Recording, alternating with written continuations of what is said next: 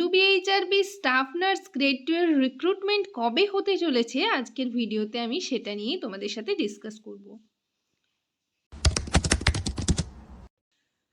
Hello সবাইকে, journey of a nurse চ্যানেলে তোমাদের আবারও ওয়েলকাম জানাই। তো আজকে আমি আরেকটা টপিক নিয়ে তোমাদের সাথে ডিসকাস করব। তার আগে তোমাদের বলে রাখি, যারা আমার চ্যানেলে নতুন এসছো, প্রথমবার আমার ভিডিও দেখছো, তাদের যদি ভিডিওটা ইনফরমেটিভ বা হেল্পফুল বলে মনে হয় তাহলে অবশ্যই ভিডিওটাতে লাইক এবং শেয়ার করবে, আর চ্যানেলটিকে অবশ্যই সাবস্ক্রাইব করে রাখবে নার্সিং রিলেটেড নতুন নতুন আপডেট এবং অথেন্টিক সব ইনফরমেশন সবার আগেই পাওয়ার জন্য।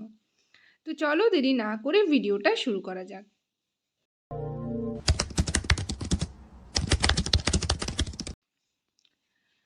আশা করি তোমরা সকলেই স্বাস্থ্যমন্ত্রীর যে বক্তব্যের কিছু ভিডিও রয়েছে সেগুলো তোমরা দেখেছো। তো সেটা নিয়েই তোমরা অনেকেই কমেন্ট করছো, অনেকেই আমাকে পার্সোনালি মেসেজ করছো যে দিদি রিক্রুটমেন্ট কি তাহলে সত্যি 2028 সালে বের হবে? ঠিক আছে, তো এই রকম কমেন্ট আসছে এবং তোমরা খুবই এই বিষয়টা নিয়ে চিন্তিত রয়েছো যে সত্যি কি তাহলে 2 বছর পর রিক্রুটমেন্ট হবে। তো আজকের ভিডিওতে আমি এটা নিয়েই তোমাদের সাথে মূলত ডিসকাস করব যে তোমাদের রিক্রুটমেন্ট কবে হতে চলেছে। এছাড়াও আরও কিছু কিছু বিষয় রয়েছে, সেগুলো হচ্ছে তোমাদেরকে জানাবো। তো স্বাস্থ্যমন্ত্রীর বক্তব্যে তোমরা শুনেছো, তিনি বলেছেন যে রিক্রুটমেন্ট হতে টাইম লাগবে এবং তিনি হচ্ছে ভ্যাকেন্সিগুলো নিয়ে কথা বলেছেন যে ডাক্তার বা হচ্ছে টেকনিশিয়ান, নার্স, ঠিক আছে, এগুলোতে লোকের অভাব রয়েছে, মানে ডক্টরের অভাব রয়েছে, নার্সের অভাব রয়েছে, টেকনিশিয়ানের অভাব রয়েছে, এরকমটা তিনি বলেছেন। তো সেটা থেকে তিনি এটাও বলেছেন যে নানা রকম প্রাইভেট যে সংস্থাগুলো রয়েছে, প্রাইভেট হসপিটাল, ঠিক আছে, তো সেখান থেকে প্রাইভেট মেডিকেল কলেজ, সেখান থেকে কিন্তু তিনি বলেছেন যে ডক্টরদের হচ্ছে নেওয়া হবে। এবং স্টাফ নার্সদের ক্ষেত্রে তিনি বলেছেন যে সমস্ত প্রাইভেট যে হসপিটালগুলো রয়েছে বা নার্সিংহোমগুলো রয়েছে সবাইকে সেরকমভাবে নেওয়া হবে না। যেগুলো হচ্ছে নাম করা, মানে কোনো প্রাইভেট মেডিকেল কলেজ বা কলকাতার যে সমস্ত প্রাইভেট ইনস্টিটিউশনগুলো রয়েছে সেখান থেকে কিন্তু নার্স নিয়োগ করা হবে, এই কথাটা তিনি বলেছেন। আর হচ্ছে সেরকমভাবে ডক্টরদেরও এটাই বলা রয়েছে যে এরকমভাবে কিন্তু ডক্টর নিয়োগ করা হবে।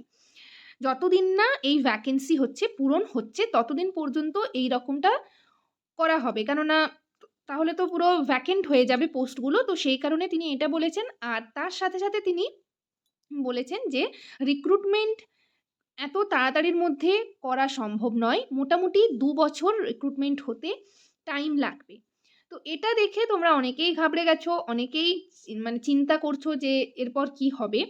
তো এটা থেকে আমি তোমাদের এবং আরও তিনি বলেছেন যে আমাদের যেহেতু বোর্ড গঠিত হচ্ছে, যেটা হচ্ছে পিএসসি বোর্ড, পিএসসি বোর্ডের দ্বারা কিন্তু রিক্রুটমেন্ট হবে, পাবলিক সার্ভিস কমিশন, এগুলো তিনি বলেছেন।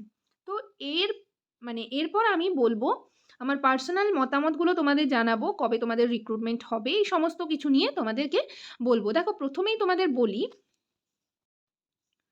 তো রিসেন্টলি একটা নোটিশ পাবলিশড হয়েছিল, সেখানে আমি তোমাদের ডিসকাস করেছিলাম, তোমরা দেখবে এবং ভিডিওটাও তোমরা সকলেই দেখেছো, যে গভর্নমেন্ট থেকে WBHRB বোর্ডকে হচ্ছে 4 কোটি সামথিং টাকা হচ্ছে অ্যালট করা হয়েছিল। কী জন্য অ্যালট করা হয়েছিল সেটা হচ্ছে স্পষ্ট সেখানে ক্লিয়ারলি লেখা ছিল যে সিবিটি এক্সামের জন্য ফিনান্সিয়াল ইয়ার ছিল 2026 থেকে 2027। তো আজকে হচ্ছে 26 সালের হচ্ছে আগস্ট মাস চলছে। তো এটা থেকে তোমরা মানে এটা জানতে পারছো যে দেখো 2026 তো শেষ হতেই গেল, 27 যেহেতু লেখা ছিল সিবিটির জন্য হচ্ছে টাকা অ্যালট করা হয়েছিল, তো সে থেকে বোঝা যাচ্ছে যে তোমাদের কিন্তু রিক্রুটমেন্ট মানে 2 বছর রিক্রুটমেন্ট 2 বছর পর যে রিক্রুটমেন্ট বের হবে সেটা কিন্তু নয়, রিক্রুটমেন্ট বের হবে এবং তার যে প্রসেসিংয়ের কিছু ব্যাপার রয়েছে, প্রসেসিংয়ের জন্য কিন্তু 2 বছর টাইম লাগবে, যেহেতু সরকার বদলেছে, ঠিক আছে, এবং বোর্ড গঠিত হচ্ছে এরকমটাই জানা যাচ্ছে। তো সেক্ষেত্রে স্বাস্থ্যমন্ত্রী এটাই বলতে চেয়েছেন যে মোটামুটি প্রসেসিং হতে 2 বছর টাইম লাগবে। 2 বছর মানে 2028, এটা হচ্ছে 26 সাল, তাহলে 2028 যে রিক্রুটমেন্ট হবে সেরকমটা নয়, তোমাদের হচ্ছে এই বছর মানে এই বছরের পুজোর পর শেষের দিকে ডিসেম্বরের দিকে রিক্রুটমেন্ট বের হতে পারে, বা হচ্ছে 2027। যদি আগের দিকে রিক্রুটমেন্ট বের হয় তোমাদের সিবিটি কিন্তু হবে 2027। যেহেতু ফান্ড অ্যালোটেড হয়েছে, তো 2027-এ তোমাদের সিবিটির এক্সাম হওয়ার পর যেহেতু এই সরকার স্বচ্ছভাবে সমস্ত কিছু রিক্রুটমেন্ট নিয়োগ প্রক্রিয়া করবেন, সেক্ষেত্রে একটু একটু হচ্ছে টাইম লাগবেই। তো তোমাদের মানে এক্সাম যদি সিবিটির এক্সামের জন্য তোমরা যেরকম প্রিপারেশন নিচ্ছ সেরকম প্রিপারেশন নিতে থাকো। সিবিটি কিন্তু তোমাদের 2027 সালে হবে এবং তারপর তোমাদের জয়েনিং হতে হতে মোটামুটি 2028-এর প্রথম দিকে এরকমটা টাইম লাগবে, বা হচ্ছে 1.5 বছরও টাইম লাগতে পারে, মানে 2027-এর শেষেও তোমাদের জয়েনিং হতে পারে। তো এই সমস্ত কিছুর জন্য একটু টাইম লাগবে। আর তিনি এটা বলেছেন যে এই যে টাইম লাগবে, তাহলে তার ভিতরে কি কোনো ভ্যাকেন্ট পোস্টগুলো কি ভ্যাকেন্টই থেকে যাবে? সেরকমটা নয়। এর থেকে বোঝা যাচ্ছে, তার মানে ওনাদের যা বক্তব্য, এর থেকে বোঝা যাচ্ছে যে তোমাদের কিন্তু কন্ট্রাকচুয়াল পোস্টগুলো আবার চালু হবে। কন্ট্রাকচুয়ালভাবে তোমাদের কিন্তু রিক্রুটমেন্ট করা হবে, স্টাফ নার্স বলো বা সিএইচও বলো। তো যেহেতু তিনি বলেছেন যে কলকাতার যে সমস্ত মেডিকেল কলেজ রয়েছে বা আশেপাশের যে সমস্ত ডিস্ট্রিক্টের মেডিকেল কলেজ, প্রাইভেট মেডিকেল কলেজগুলো রয়েছে, বা হচ্ছে যারা ইন্টার্নশিপ করছে তাদেরকেও নেওয়া হতে পারে। তো সেরকমভাবে মানে নাম ধরে তো একে তাকে নিয়ে নেওয়া যাবে না। সেটার জন্যও তো কিছু প্রসেস রয়েছে। তো সেই কারণেই কিন্তু তোমাদের যেরকমটা হয়ে থাকে কন্ট্রাকচুয়াল বেসিসে যেরকম রিক্রুটমেন্ট হয়, সেরকম রিক্রুটমেন্ট কিন্তু যতদিন না স্টাফ নার্স গ্রেড 2 এর পুরোপুরি রিক্রুটমেন্ট হতে চলেছে, ততদিন পর্যন্ত কিন্তু কন্ট্রাকচুয়াল পোস্টগুলো আবার চালু হবে। কন্ট্রাকচুয়ালিভাবে স্টাফ নার্স এবং সিএইচওর রিক্রুটমেন্ট করা হবে। এবং তোমরা যেটা ভয় করছো যে 2028-এ তাহলে কি 2 বছর এরকমই যাবে, সেটা কিন্তু নয়। তোমাদের হয় মানে রিক্রুটমেন্ট নোটিশ পাবলিশড হয়ে যাবে 2026-এর শেষের দিকে, এবং 27-এ তোমাদের কিন্তু হচ্ছে সিবিটি এক্সাম হবে এবং তারপর তোমাদের জয়েনিংটা হতে মোটামুটি 2028 বা 2027-এর শেষের দিকে জয়েনিং করানো হবে। তো এই সুযোগে তোমাদের কিন্তু ভালো করে তোমরা যেরকম প্রিপারেশন নিচ্ছ প্রিপারেশন নিতে থাকো, হাল ছেড়ে দিলে হবে না।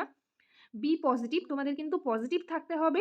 আর তোমরা এর সাথে সাথে সেন্ট্রালের যে এক্সামগুলো হচ্ছে সেগুলো ক্র্যাক করার চেষ্টা করো, তোমরা সেগুলোর জন্য প্রিপারেশন নিতে থাকো, ঠিক আছে? যেমন ইএসআইসির রিক্রুটমেন্ট খুব তাড়াতাড়ির মধ্যে বের হবে, আরআরবি হতে চলেছে, ঠিক আছে? এইমস, এগুলো হচ্ছে তোমরা এগুলোর জন্য প্রিপারেশন নাও। আর এছাড়াও হচ্ছে তোমাদের এই যে রিক্রুটমেন্ট সেটাও কিন্তু হবে, এবং কন্ট্রাকচুয়ালি যখন তোমাদের কন্ট্রাকচুয়াল রিক্রুটমেন্ট হবে সেগুলোতেও তোমরা হচ্ছে সেগুলোও ফিল আপ করবে। তো পরবর্তীতে আরও যদি কিছু নোটিশ পাওয়া যায় বা কিছু ইনফরমেশন পাওয়া যায়, নেক্সট ভিডিওতে আমি তোমাদের সাথে ডিসকাস করে দেব। এটাই বলার ছিল। তোমরা যা যা বিষয় জানতে চেয়েছিলে সেই সমস্ত কিছু আজকের ভিডিওতে আমি ডিসকাস করলাম। আরও যদি কিছু জানার থাকে বা তোমাদের যদি পার্সোনাল কিছু মতামত থাকে, অবশ্যই কমেন্ট সেকশনে কমেন্ট করে জানাবে। সবাই ভালো থেকো, সুস্থ থেকো। নেক্সট ভিডিওতে আবার তোমাদের সাথে দেখা হচ্ছে। Thank you.